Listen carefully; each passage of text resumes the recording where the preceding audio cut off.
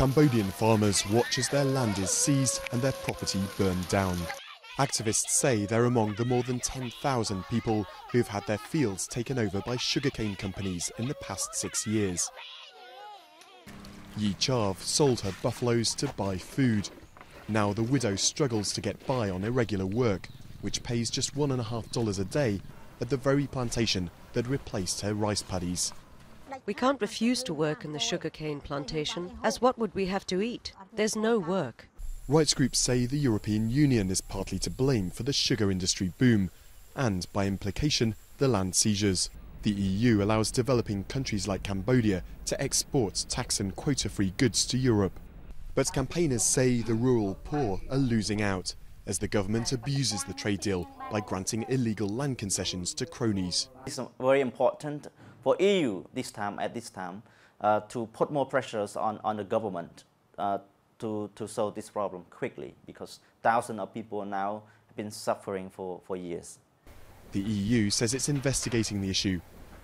It's something which we discuss with the government on, I would say, a near daily basis. We've asked the government to give us explanations, to give us documents to show how these concessions have been granted. Campaigners are now using this shock video to call on European consumers to boycott the so-called blood sugar, processed, they say, by Cautain Sugars, based in Britain. The company gave no response to repeated requests for comment. Meanwhile, the Cambodian government has frozen future land concessions, but a spokesman declined to comment further on the issue.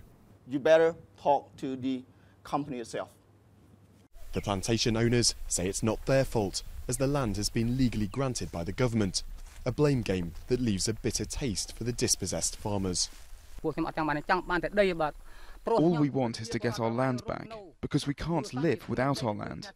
Every day we ask for our land back, so that we can grow rice and crops like before.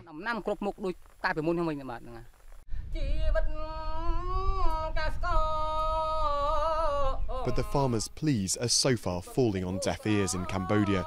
They now hope that pressure from the outside world might encourage people to listen.